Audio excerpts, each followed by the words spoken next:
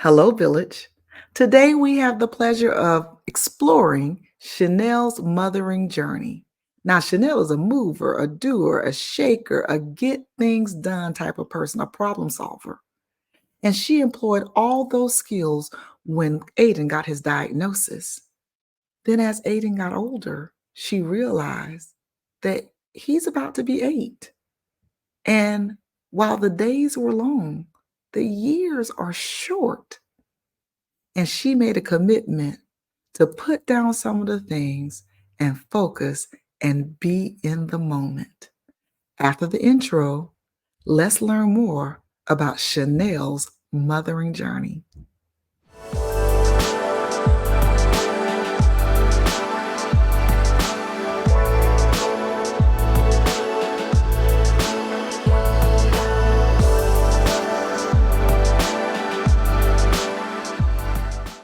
Hi, Chanel. I am super excited to have this conversation with you today. How are you doing? I am doing well, Elle. How are you? I'm doing well and getting better every day. But Mm. I'm even better today because I'm here with you. You're one of my faves.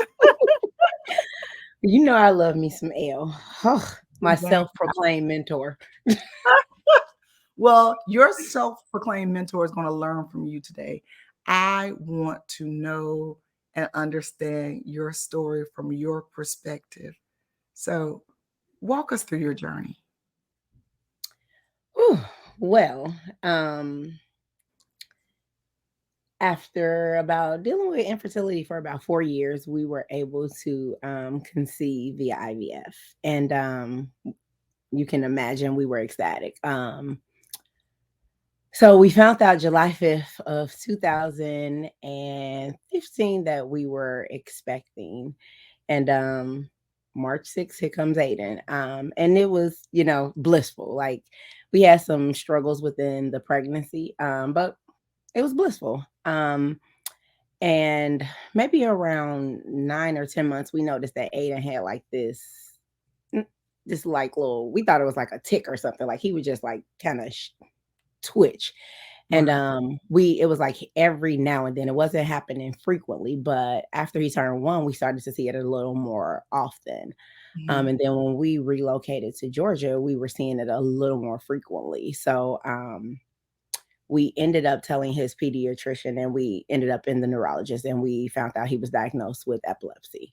He was Okay. diagnosed with a seizure type called myoclonic, which is like a upper body jerk that happens, and you could like miss it if you blink because they're extremely quick. So like during that time, we were seeing the neurologist, having EEGs run, that kind of thing. And we had an appointment one day, and his neurologist was like, he should have more words than this. And Mhm. I remember like, what do you mean he should have more words than this? Like she had at the time she had a well, not at the time, she has a son that's close in age to Aiden. So I was like, Okay. Marcel, she just comparing our son to her son, and she can't tell us what kind of how many words he should have and so forth and so on. But after my emotions kind of sizzled down, Mhm. she had told us to contact the program called Babies Can't Wait. And Okay. he was at this time, now he's 2 and it's like maybe September, and he would Okay. be 3 in March. So I contacted Babies Can't Wait and told them, what his neurologist said. And getting in with them in our county was like a process because they didn't have anybody that was out in this way. So finally we get in with somebody in December, Mhm. and she's less than amazing. It wasn't a great experience, but the one thing that we did get to take away from there was Babies Can't Wait only serves you up till 3, so we ended up being transitioned into the school district. And Okay. when we were transitioned into the school district, that's when they were like, okay, he has they test his hearing, they test his vision, and that's when we found that like he had fluid on his ears. We found out that one of his eyes, he wasn't passing the vision test, so then that sent us down another path. And Uh-huh. throughout that path, the word autism came up. Oh, So we immediately brought it up to his pediatrician, who like is just amazing. And she was like, okay, let me give you a referral so you can get on the list, because Marcus typically has a wait list. So in February of 2000, 18, he was put on the list for Marcus, and we had like about a 4 month wait. So his appointment was July 8th, 2019, and I just remember like even just saying it, it takes me back to that moment. How it's like a anxiety, like a anxiousness just built up in me as we walked through the doors, and it was just like I didn't know much about autism. Like I have a younger cousin who has autism, but he's not, and he's not within the family anymore. So I didn't know what it looked like. Right, right. Um, but we went July 8th, 2019, and we received the autism diagnosis that same day. Not only did we receive it, we received a autism diagnosis that said that he was very low functioning, like not low, but like very low. And I'm just like, how do you tell me that my 3-year-old is very low functioning? Like, what does very low functioning look like in a 3-year-old? Right. And then I remember like they like gave us like a small like compact report and told us like within so many days the full report would be emailed to us. And then they gave us this list with oh, in that report it said like he would benefit from ABA, and he would benefit from OT, and he would benefit from speech, and he would benefit from all these therapies. And then we were given a list of like all these people that offer the therapies in like the Atlanta metro area, and then we were sent on our way. Boom. I want to touch on the fact that you said the word low functioning. And you may know this, but I don't subscribe to low functioning or high functioning Mhm. verbiage and language. Um, some years ago, probably like 2016, I was at the 75th anniversary for IDEA at the Department of Education.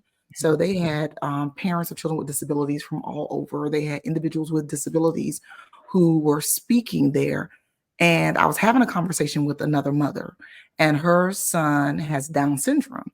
And I was like, oh, my son, has autism. He's considered high functioning. And she said to me that I understand that that word may make you feel good to say, to Mhm. categorize as high functioning and on the autism spectrum. She says, at the same time, when people say that, it feels to me like someone is saying, "But my child's not that autistic," or "My Mhm. child's not that disabled." And when she said that, I thought about it, even though that wasn't my intention, but maybe it was, to say, oh, to delineate between where he is on the spectrum versus where I thought disabilities were.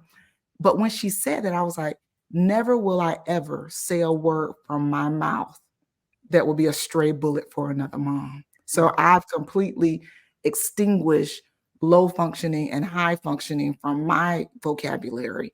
And I will say things like, given Ricky Two's placement on the spectrum, he is able to do X, Y, and Z, or given Ricky Two's placement on the spectrum, such and such, he has to work additionally hard to, procure that skill. Mhm. And it's just kinder ways to say it, Yes. because those are words matter, especially when you talk Yes. about somebody's baby. So all right. Absolutely. Uh, Now you have the diagnosis. What do you do? I remember it like yesterday.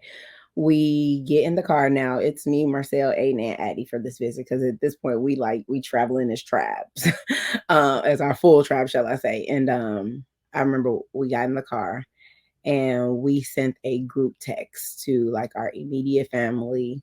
We sent it to both of the kids' godparents. We sent it to I sent it to. I made sure I have 4 best friends, and I made sure they were all on the text. I made sure like everybody that was really close to Mhm. us was in the text. And the text simply said, "Hey guys, we are leaving Marcus Autism Center. We just received a diagnosis of autism for Aiden, and while we receive the diagnosis, we are not claiming it, as we won't allow it to limit what he is capable of achieving. We're not ready to talk about it right now, but We would appreciate your thoughts and prayers and your space for letting us process this. We love Boom. you and have a great day. And how was that received? Um, People responded just like, we love you, whatever you need, we're here for you, that kind of thing. For the most part, people respected it. We may have gotten one call, but we just didn't answer. Boom. And Yeah, how so long? for the most part, it was respected. Most part, it was respected. So, about Mhm. how long did you need to take that time just to be insular with the family? Um, it was like I might like if I would talk to somebody, it was kind of like I would kind of steer clear of phone calls. Like I would do texts and that kind of thing. I remember Marcel at the time was still on night, so he was working 6 p.m. to 6 a.m. and I remember like my sister had came down to see me, and I knew it was her way of like finding out, but not finding out. Like her and my niece came down and just was like, you're doing a lot on your own. Cause you think about Marcel working 6 p.m. to 6 a.m. He's missing everything. Like he's missing dinner, he's missing bath, he's missing getting ready for school. Like he's missing all of these things. And Right, so not only am I carrying that weight, but I'm carrying the weight of this diagnosis. right. So my sister came down and saw me and we chatted a little about it. One of my best friends came in and she probably is the one that I talked to the most about it initially. And you met her at the conference last year. And then we kind of just slowly began to like creep and let people in, but like we didn't know what we were dealing with. So that was part of why we were like shutting the world out, because we didn't want like the voices and the you should do this and the day ain't right and he just bad or he just the boy. Like even though we got it, we just didn't want it in the immediacy of things. Right. So I want to say it before we really started having full conversations, it probably was about a good 3 months. Okay. So, walk us through your process. What are you thinking during this time? It's just at one point it was like I was so sold out, my faith was gonna carry me through this, and this diagnosis wasn't gonna affect us. Like we were gonna still live life and we were gonna still, Aiden was gonna be everything we envisioned him to be, and we were just gonna move on. And then it was like once we had the diagnosis, we, started doing our research and we started calling down this list of Mhm. providers that they had given us, and we kept getting hit with roadblocks like wait lists left and right. Like, oh, ABA wait list. Oh, this wait list. Oh, this isn't covered by your insurance. Oh, you need to have Medicaid to get this service. Oh, you like we started hitting all these roadblocks. And that's Mhm. when like I saw like the turn in my faith. Like, okay, like now I'm in panic mode because I'm like, I don't know how to fix this. I'm a fixer by nature. Like you call me with a problem, we gonna problem solve until we got a fix on it. And I was like drowning because I couldn't figure out how to fix this. Wow. Um, yeah.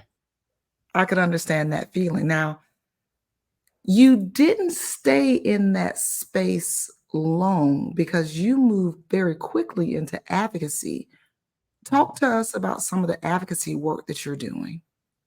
I couldn't afford to. I noticed one of the things that I went back to was when I walked in Marcus, I didn't see people that looked like me. Okay. Like I saw a security guard that was there and she was very friendly and she was very encouraging. Like you could tell it was just like that, hey sister, soul sister mood, like baby, you gonna be okay. Like whatever happens today, you gonna be okay. And That I'm just part. like, thank you. Like I received that. Like whatever happens today, I am gonna be okay. Right. But I just remember like, man, like do people that look like me not get these diagnoses? Or is it like I just that stood out in my mind. And like as I was calling service providers, I realized that they didn't look like me. You know what I mean? Like it just like nobody, there was no one that that presented as me that I could reach out to. Like everybody that I was talking to was completely opposite of what I was. And And as I we're gonna started, we're gonna go ahead and just call a spade a shovel. So in this space, this is a safe space, and we have Mhm, people from every ethnicity that will potentially watch mhm, this. With that being said, these are conversations with Black women who mother children on the autism spectrum. Yes. And one of the things that we already operate with are the nuances of the social construct of race in the world. So Mm-hmm. because of that, I may speak a certain way, I may present a certain way, but Mm-hmm. in that rawness, sometimes I do want to revert to my default language, my default behavior, and just be comfortable because I'm already operating with so many executive functions. And now I have to think about being polite. I have to think about Yes. conjugating my nouns and my verbs. I have to think about my Mm-hmm. final consonant sounds. I'm presenting, but Yeah. I'm grieving at the same time. Yes. And because I was in California, we were in Monterey when we received our diagnosis. Just by our physical placement geographically, we weren't around a lot of people of color. Mm-hmm. So I did find comfort when I would be in communities with other Black mothers because there Mm-hmm. is an intuitive language there that didn't require me to say everything. They're just like Yes. how you say, I see you, sister girl, Yep. I'm praying for you.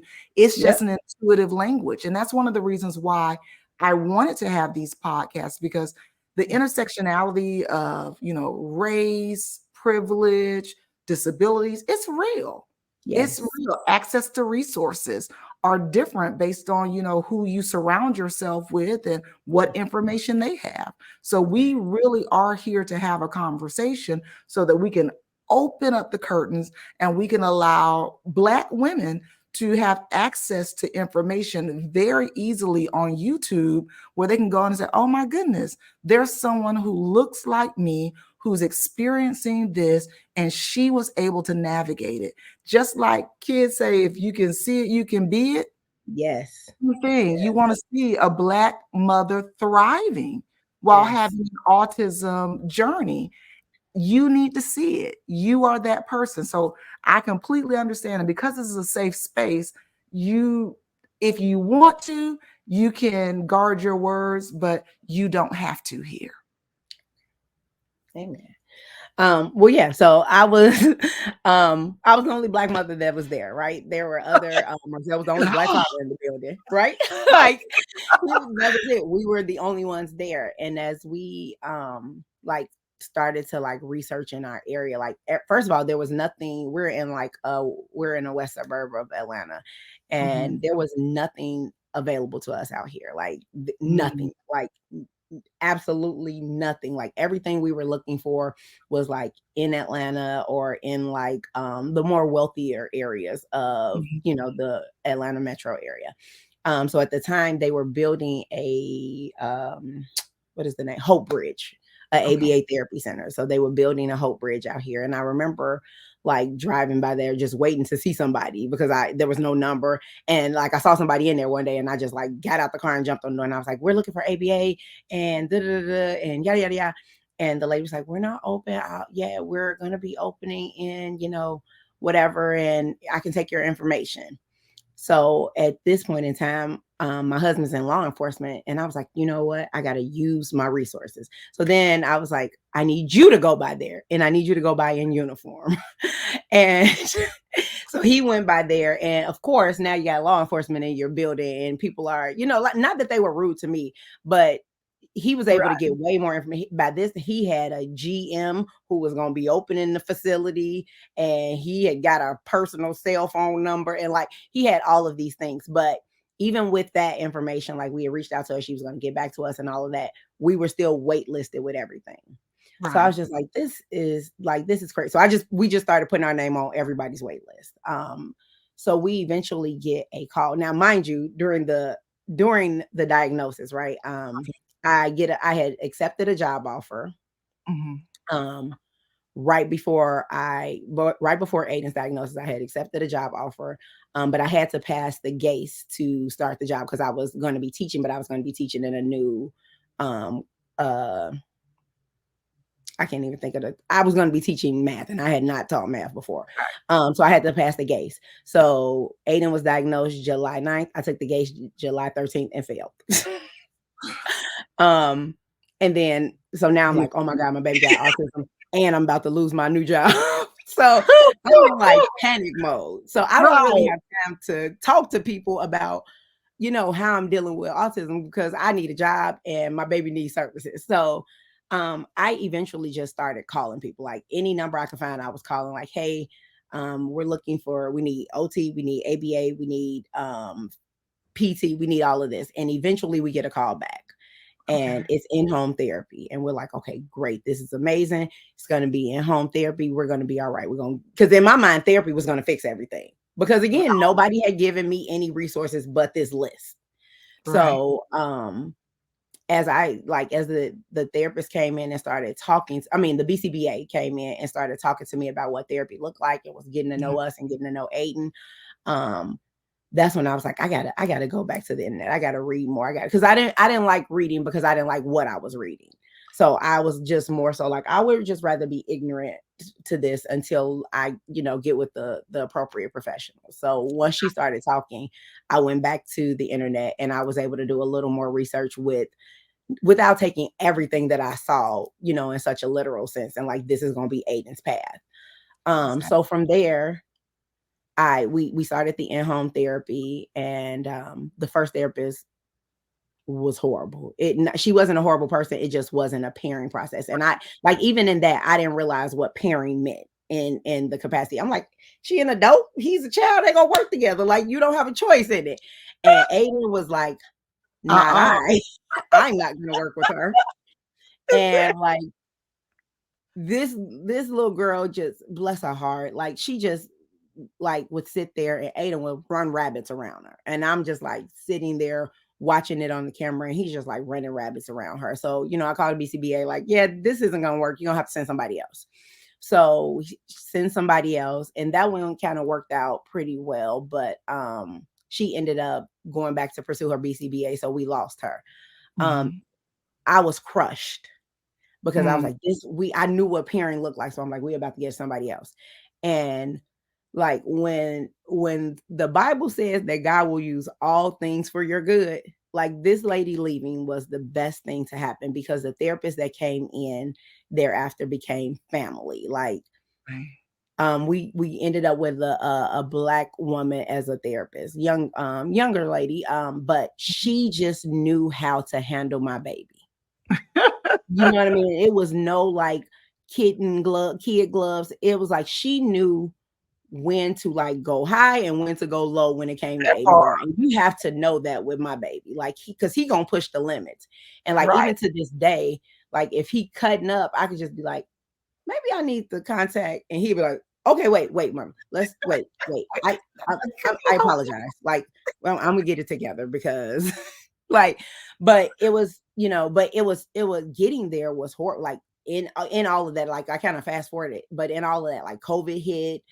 So we lost our services for 8 months, I want to say. Wow. So a lot happened. A lot happened. Like, a lot of mistakes were made by me that I kind of skipped through. Like, he was in a good daycare when he got the diagnosis, and I started working at a private school. And my dream was always to have my kids with me, so I pulled him.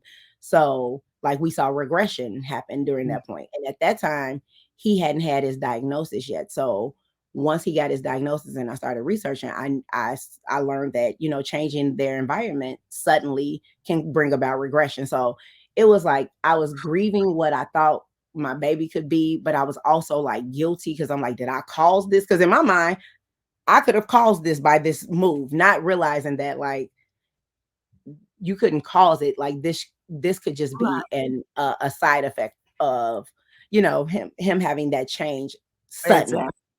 Exactly. So yeah, it was a rough, I want to say maybe 3 years.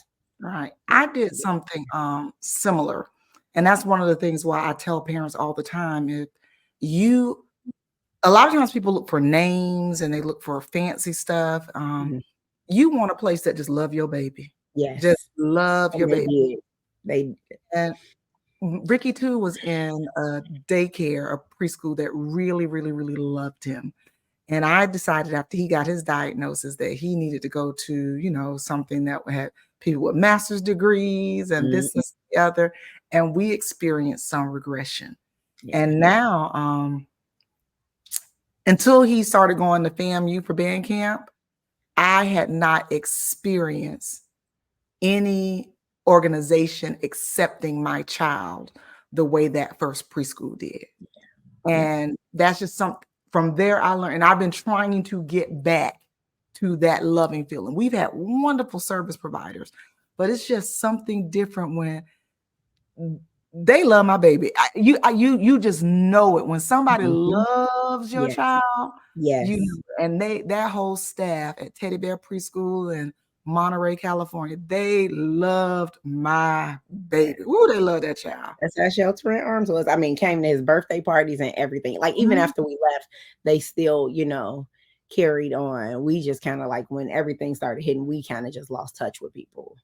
Right. But they were still ever present in his life. So now you have him at the school with you, and you are moving forward with your therapies. When does the advocacy take place? Because you got started very early on. Yeah. So I was at my school for 2 years before Aiden got there. And with him coming in, I knew that to I needed to find a space and a place for him to feel like he could be himself, right? Like a big part of like I agree with therapy, but I have a love-hate relationship with it because a big part of it is like him spending time learning how to fit into the world. Mhm. And I feel like people don't take the time to teach their children how to accept people that are different for them. So I'm like, my baby is doing 6, 7 hours of school, and then he's coming home doing 2.5 hours of therapy, also that he can fit into these societal norms. And, like society isn't training up their children to be accepting of people that are different.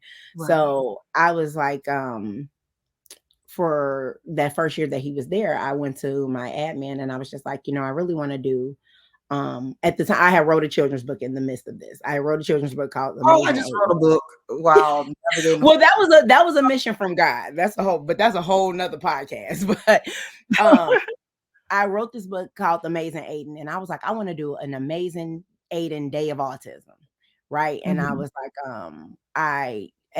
I wasn't trying to do it under the umbrella of the school. I was trying to do it under by myself, and I was like, I Okay. know it's some legalities because I'm gonna have like inflatables and these kind of things, so I got to figure out waivers and everything. And my admin was just like, do you just not want to do it under Brighton? I was like, well, I didn't know if y'all wanted to do it, but I wanted to use Brighton because this is his space too. And and she was like, let's do it. Like I wholeheartedly support you.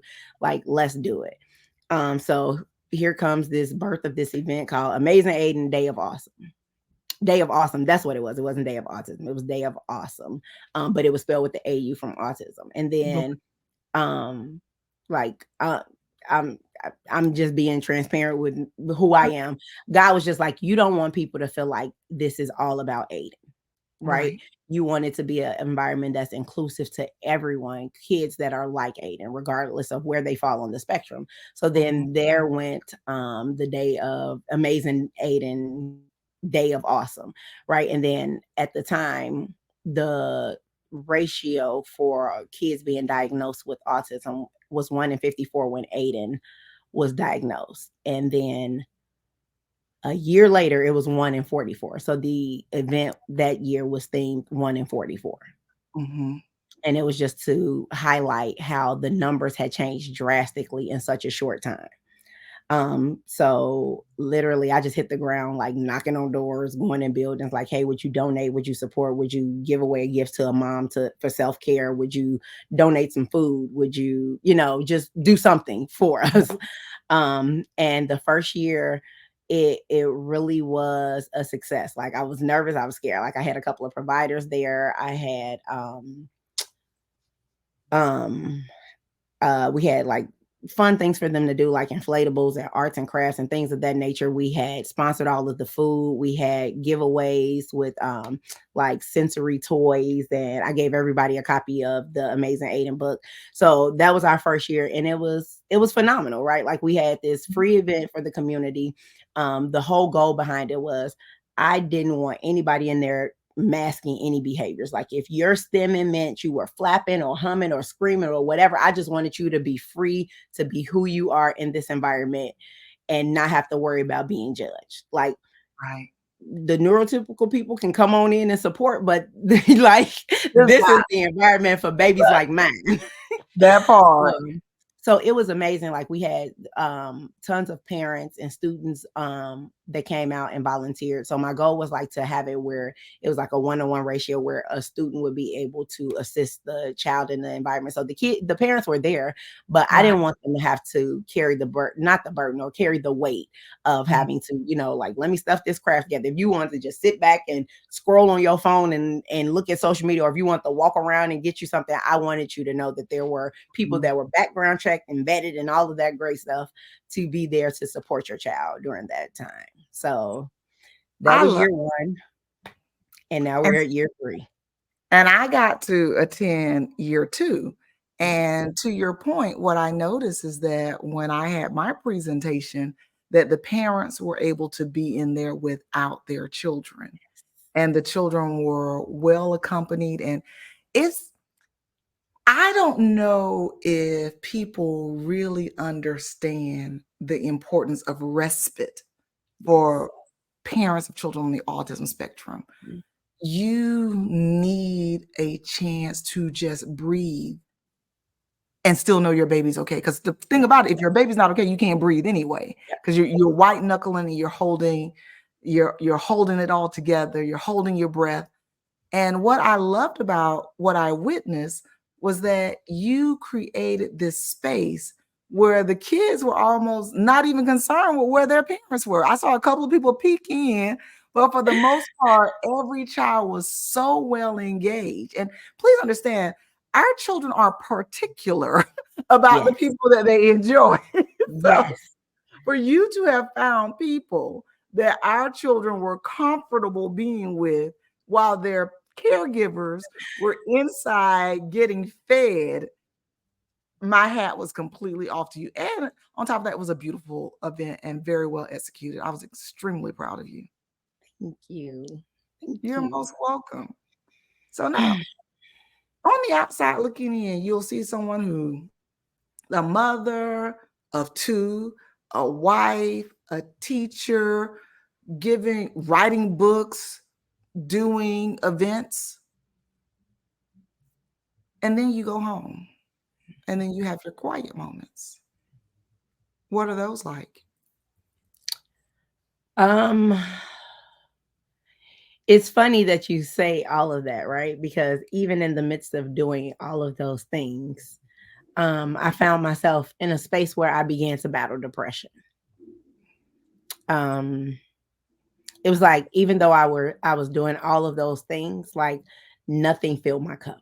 Like there was like I could never do enough to feel like I had accomplished something because all I was trying to accomplish was a sense of normalcy for my baby. And I think the hardest part for me is like when you talk to a lot of mothers with children on the spectrum, Mhm. you often hear people like, "Oh, I wouldn't change this journey for the world." And I think that I'm the opposite. Like if I had an opportunity to give my baby a chance at life without the I don't want to say the struggle, but without the struggle or without all of the additional things that he has to put into it, I would jump at the chance. Mhm. I literally would. Like I don't feel like autism is a curse or anything like that, but I do feel like it changes the trajectory of his life. Like it changes how he has to do things. It changes how he has to go about life. And like that's always on the forefront of my mind. Like one of the things that we're doing right now is we're trying to get him down pat with reading, and like he's Mhm. thriving with sight words, but like blending and decoding and all of those skills that come with that learning to read. He it's taking some extra supports for him to get to that space. So as a teacher, I'm constantly like, okay, he got into second grade to get this because third grade is reading to learn, not learning to read anymore. You know what I mean? So Mhm. those types of things always plague my mind. So it's like I never have a moment where I'm not thinking of what's the next step for Aiden. Like, how do I get him to this point? How do I get him to this point? And we've talked about it before. It's to the point where like I have to make myself stop and celebrate when he, makes these hits milestones and hits different goals, because I'm always like, okay, great, next. Like, because I feel like I have to stay in that mode to give Mhm. him, you know, a chance at maximizing his potential. Like, I have to stay in that mode, because he doesn't he doesn't he doesn't have the opportunity to slack off like some of his peers may. Open power. Chanel, you and I are similar in a lot of ways. What people see now is my harvest season. Mhm. However, when Rick, I still stay 3 years in the future, but now I have enough evidence to know that it will be okay. However, when he was younger, I didn't have that evidence. Mhm. And I was in a place similar to you. And it didn't matter how many people was like, he's gonna be okay. He got you. I didn't know. Yes. I didn't know. I didn't know. So I did all the things. And even Mhm. now that I know 100% certain that he's going to be okay, I also know that I did all the things. Mhm. So when you say that, like, you would give your baby another existence if you could, one that would be easier, what I still pray that prayer. My prayer now is just, Lord, whatever blessings you have for me, Give them to give him. to him. Yep. Because I feel like I have all of the tools and resources to do whatever it is that I need to do in the world to be okay. And if I'm not doing them, it's probably because I've made a conscious decision not to pursue. Mhm. However, all of God's favor, all of God's goodness, if you could just get anything you have for me, just give to my baby. So it never really goes away. And I think a lot of times when mothers were saying they wouldn't change a thing, they're saying that, one, they've grown as women in Mhm. this journey, and two, they believe their child is perfectly made. But I Absolutely. think many people, if given the opportunity to give their child an easier go at life, they would jump at it. Yeah. Now, the other part of my complete and total acceptance of autism has a lot to do with me meeting Ricky too as a person on the autism spectrum. Once I explained to him that he has autism and he accepted the fact that he had autism, and when he fully embraced it, it then gave me permission to, like, fully embrace it from a different standpoint. Mhm. It's like once he said autism is a part of my DNA, it's Mhm. who I am. It's my I mean, if he's cool with it, I'm cool with it. Yep. I'm cool. Like, I follow his lead. Mhm. However, if the flip side where he was saying, "Mom, life is really hard," I know that I would have a different prayer because I Mhm. follow his lead. So what you see in me is not necessarily,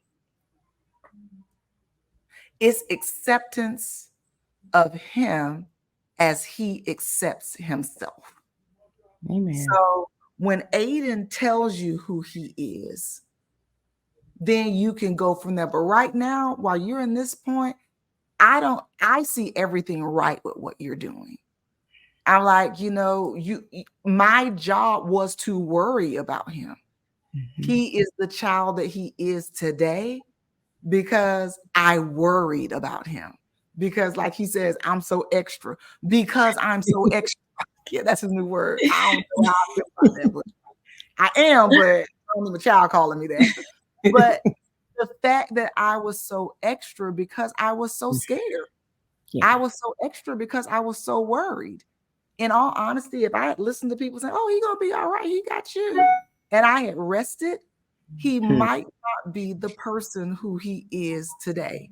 Yeah. And that for me would be unacceptable. So one thing about we've talked about, and I feel like I'm getting off the podcast, I'm in the Mhm. now. But one thing we talked about is the difference between motherhood and mothering. Mhm. So, mothering is your intimate relationship with that child based on your expectations of him and his expectations of you. It ain't nobody else's business. motherhood is a construct with rules and best practices, and Mhm. everybody has their opinion on what motherhood looks like. But mothering is a Me and my very, baby. very, very, very personal decision. Mhm. And then, Mhm. you go into mother work, and mother work is the things that you do to make it all come together. So you got the relationship, you got the work you do, and then you have the social construct where everybody got their opinion. You're looking at social media and you're looking at the Mhm. TV, and it's telling you what good moms do. Well, my child doesn't need that. My child needs something else. That's why Yes. I'm mothering to learn him. And then Yes. my work will be reflective of what he needs. So you let your mothering work, you let your mother work and your mothering be reflective of what your baby needs. And only you know that. Don't nobody else know that. Don't nobody else know what type of prayers you got to pray or what you got to do. Because at the end of the day, when the metal meets the road, when he's 10, 11, 12, 13, all the way up to 17, like Ricky, you want to be able to look at God and say, I did all that I All could that do. I can. Yep. Yep. And that's at the end of the day. And he's watching you. And in time, you won't be in this by yourself. In time, he's going to show you, I don't like that. For real though. Don't Let's not do that no more. Oh, he's getting there with his little 8-year-old self. He's getting there. He's gonna get there. He's gonna like, no. Like the first time Yeah. I was He's like, no, thank you. I'd rather not. I'm like, yeah, no, girl, it was Ricky too was going. So I was so worried. Oh my God, he doesn't have friends. He doesn't have friends. And I like literally people love to see me coming because I was like a free babysitter that foot bill. So if we're going to Six Flags, I got your child, my child. You would think I was balling out of control the way I had other people's kids around here, trying to get my baby a some friend. friends. Yep. One day we were about to go to some amusement park, I forget, and because we went somewhere every weekend, and I was like, "Do you want to invite such and such?" He was like, "No." I said, "What about such and such?" He was like, "No." He says, "Mom, if I take people with me, then sometimes I have to do the things that they want to do, and I just want to do the things I want to do." Makes sense to me, Listen, I and I thank God for I thank God for Addison. Like I thank God for Addison because I feel the same way about friends. Like you saw, I sent you that text the other day. Like, oh my right, gosh, this person said Aiden is his best friend in the class, and I'm like, Aiden probably could care too, but his mama is on cloud nine. right, But like, he has a built-in friend. You know what I mean? He has a built-in friend in his sister, and you know, because she's his sister, he doesn't mind telling her like, "Nah, I don't want to do that. Go play by yourself." Like, he will tell her that. You know what I right, mean? Like he'll be like, "Nah, I don't really want to do that right now." But then when she's away, he misses her. So like, I'm grateful that they have each other. Like they are like she was a gift to me, but she was also a gift to him because you wow, know, at the end of the day, he'll always have a friend because he has a sister. right. That's beautiful. That's absolutely beautiful. Now, Aiden will always have a friend because he has a sister. What has been your support? Um, so couple of different things. Like Marcel is always, just gonna be my go-to just because, he's my other half. But I'm protective of him because I have some outlets, I have my friends that I can go to. Um, he has friends, but he's not one that really, discusses the ins and out of this what this journey looks like. So although he's my go-to, I kind of like censor what I take to him. Like if it's not a necessity, I kind of hold it back. Not just, if it's a decision that I know he would be fine with me making, or if it's something that I'm thinking is going to take his stress level up, I'll pivot and I'll kind of go to my best friend with it. Like, hey, this, and this. And that's because that's my spiritual partner. Like, she's gonna Mm, listen, she gonna let me vent, and then she gonna slap scripture on every problem I've presented. that And part. from that moment, we just 3 times a day, we're going to say these scriptures and we're going to say them until that mustard seed of faith is now a whole tree of faith, That when it part. comes to Aiden. So I thank God for her. Like she's the friend that like when she sees that I'm having a bad day, like she's jumping on a flight, you know. Boom, So that she's my person. boom, bang, pow. She's my person. I've in the last year or so have figured out that like exercising balances my thoughts. Like when I feel like I'm stressed and I'm worried and I'm doing all of that, it's time for me to start working out a little harder than what I'm doing, or working out again, because sometimes I go on sabbatical. Right. But I realized that like that's my peace of mind. And then Marcel's very intentional about giving me like moments of just me. Like, okay, well, do you want to get a room this weekend and you can just, get away from Oh, all of Marcel. us? Okay. Uh, I so he's love really it. intentional about that. But I'm like, when I leave, I'm worried about the kids. So like, we have like a little theater set up in the basement. So he'll be like, okay, I'm gonna take the kids to the theater for the day and you can go upstairs. So I'll like drink coffee and watch Lifetime from the bed, like just to like not have to worry or think or do any of that. But I'm still figuring out what that looks like for me. Like in true transparency, like what I'm doing is sufficing right now, but I think that I'm gonna have to do a little more to take care of me and my mental, because it's a lot to carry. Like I remember in one of our earlier conversations, you were like, "Don't give out all you have because you're not in the thick of things yet." And I'm seeing that now I'm entering, into the thick of things. So while I still want to be a resource, um, I know that I'm a resource to nobody if I'm not taking care of me.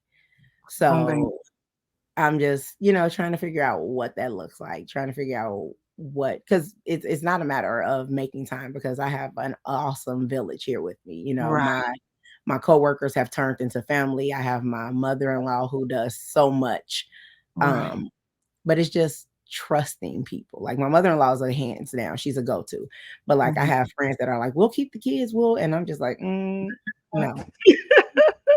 Like I appreciate you, but no. Right, Like we'll just put them in tow and we'll just take them with us. And that even part. though we might have to say stop, yeah, we got a tablet, we got headphones, we'll just take them with us. Right. And I don't want to be disobedient. Like I don't want to pray for, this village mentality in this community and not utilize it. So I just need, God to give me peace with who, is Mhm. supposed to be able to take care of, because Addie will be fine. It's Aiden. Aiden has a lot of things that you have to watch for. You know what I mean? Like he'll be Right. there one minute and the next minute he not. So you know what I Mm. mean? You gotta be quick on your toes. So just learning how to trust people with him. And that is a very valid concern because there are some nuances in our children's behavior that, especially when they're young, that if you're not keen to, you could miss. Like I was just talking to someone offline and I was telling them, like, I didn't really look to my left or right to see what other parents were doing when we were at the playground because I had to watch my baby because if somebody blows a bubble and he follows it, he could follow it right into traffic because Yep. he had no concept of danger. And I Hmm. think there may have been some elopement there, but I couldn't see it because I was always like right on it. Yeah. So if he back here, it's like he even had one of those little backpacks with the little monkey on the back and the leash. Yeah. Aiden. Not the leash, I'm about Aiden the did monkey too. He still tail. had the Look, look. I was like, what we're not gonna be doing is losing a child around here because even Listen. though I didn't know he had autism then, I was like, I think my baby would walk away. Yeah. I Well, even we remember experienced elopement. you did. Yeah, we How was did. I don't know if I shared you with may you. We not went on a know. Let me just explain what elopement is. So uh, elopement is the tendency to wander. So some children on the autism spectrum have what we call elopement. So that means that if the gate's not secure or the door isn't secure, or if you turn your head for a minute, they will just wander. They're not trying to go anywhere in particular. They just wander off. Okay. yeah. We went on a cruise and this is why we probably will never, ever, ever cruise again. We went on a cruise for Marcel's 40th birthday. Mhm. Family, friends, a bunch of us went, and we were getting ready for dinner one night, and Aiden kind of pulled away and took off on a ship. On a ship. Mm. The great thing about autism is the memory and the habits of returning to certain places. You know what I mean? Like, so Mhm. we were getting ready for dinner, as I said, and where was he at? He ran to the dinner table. But you have to imagine we were in our stateroom. Mhm. So he ran down the hall, down the next hall, out into the vestibule area, across the stairs, past the piano, like, and we're chasing him, but he's fast. Like he at this time he was 3, and this boy was like, I like he was just like Jesse Owens. I'm like, like we're all like everybody like divide, conquer, and like one of us is at the desk talking to people like, can you pull the cameras? Can you do? And the ladies like, luckily we all had on matching shirts for dinner, and the ladies like, he went that way, and he ran to the table because on the cruise ship when you do the dining room dinner you eat at the same table. He Right. ran to the table. Mm, He ran to the table. So like he knew where we were going, and clearly we were taking too long, and he wanted to go, and he took off and went.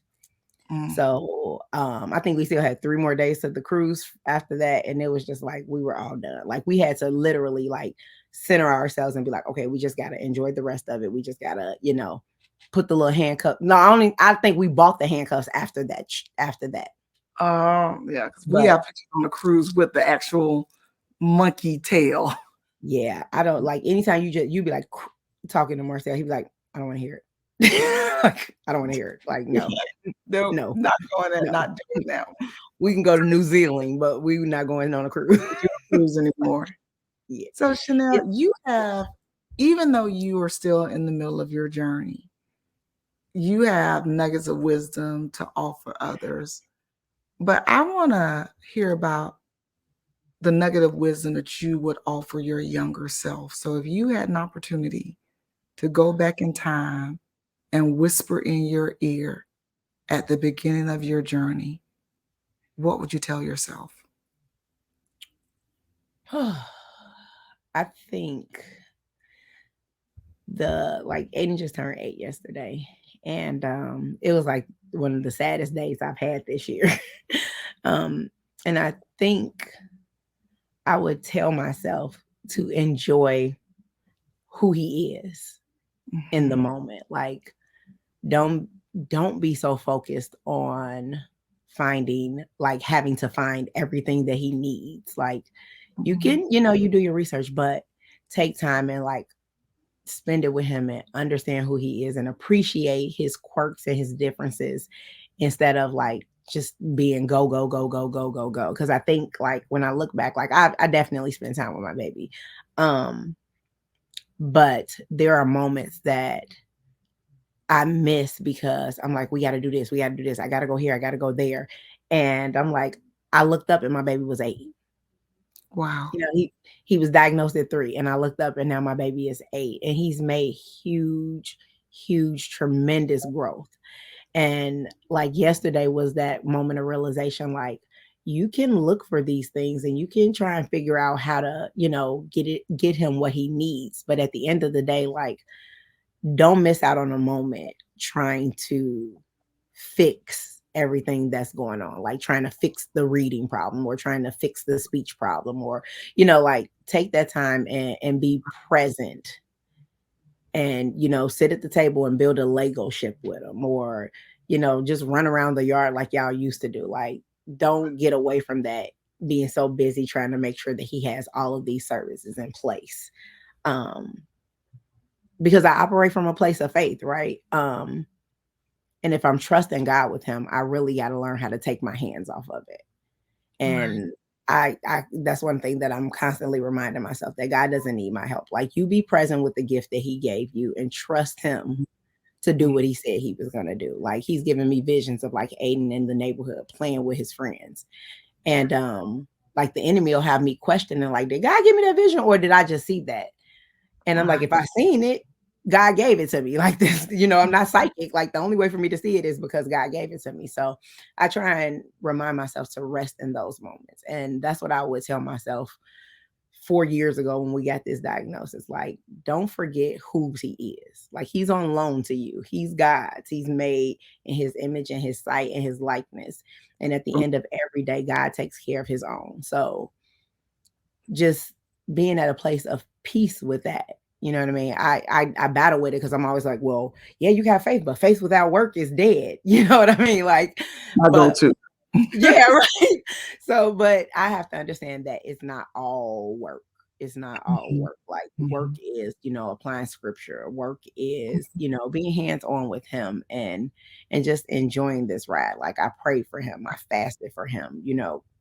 For 4 years we waited for him, and I don't want to miss any moments just trying to make sure that I'm checking all the boxes that need to be checked. I I can sit in that because there's this saying that I say all the time, and it means more to me now that Ricky too is older. It was a reminder to me when he was younger. It is my truth now. And that's the days are long, but the years are oh so short. Mhm. Some days can feel like forever. And the next thing you know, you got somebody with facial hair and voice deeper than yours, hands bigger than yours, taller than yours. And it's like sometimes I have to close my eyes and just kind of go through all Remember. those Yep. years, just remember. And I'm so glad I chronicled so much on Facebook because in my Facebook memories, I get to laugh and experience those pictures. So take the pictures, take the videos, do Yes. all the things because these years swiftly pass. With Yes. that, do you have any final or closing thoughts or something that might be on your heart? You like, I have this platform. I need mamas to know this, or I need service providers to know this. I need allies to know this, or I just need to say it out loud as Chanel. What's on your heart? Um, what stays on my heart is my takeaway would be for not even so much as the mother of a child with autism, but as the village of a mother of a child with autism. Like, show up. You know what I mean? Like, I feel like sometimes people like, oh well, I don't know what to do, so I do nothing. Mhm. Um, and I think that hurts me more than anything.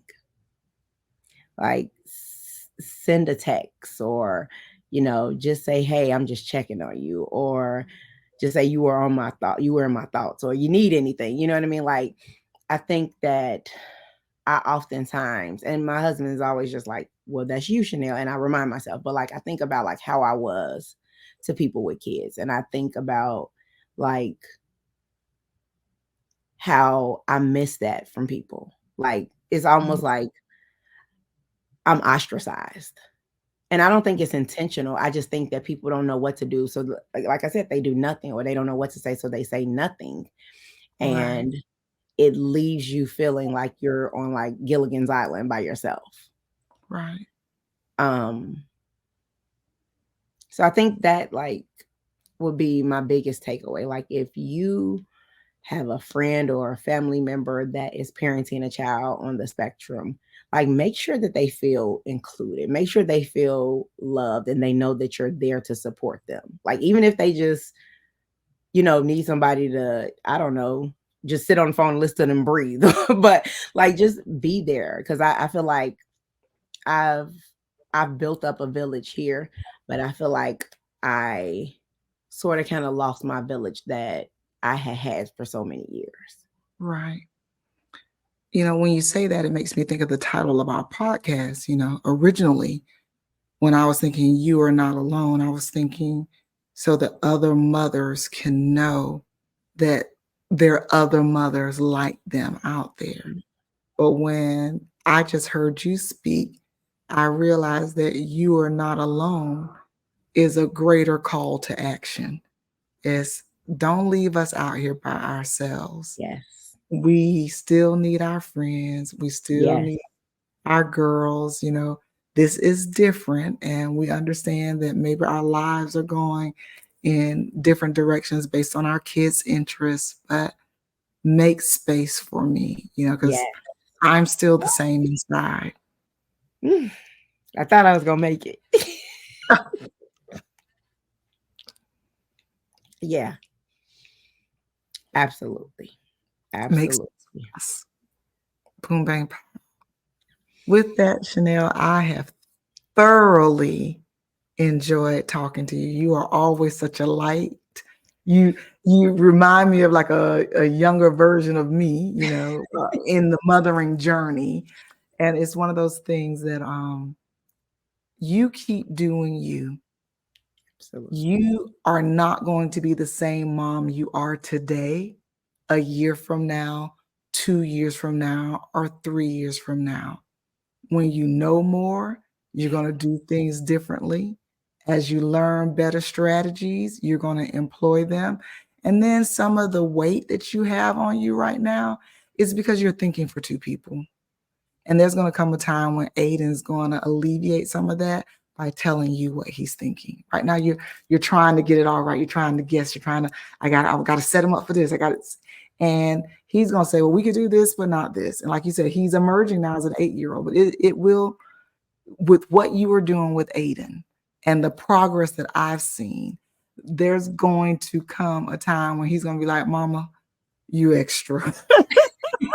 I receive it. I receive it. It's like we can turn it up for me. Listen, I receive it. I receive it. Oh, I receive But it. right now, you be extra. I am. I am. I will continue to be as extra as I can for that little chunk man Who and they my baby Addie, and not to leave her out, but definitely. Oh no, we have love for Addie. We just Yes. want to focus on this particular journey. And next time we talk, we'll talk about Aiden's friend for life. With that, we are going to say goodbye. So, Village, again, thank you for listening and taking this journey with us. We love you, and we want you to know that you are not alone. Bye, friends. Bye.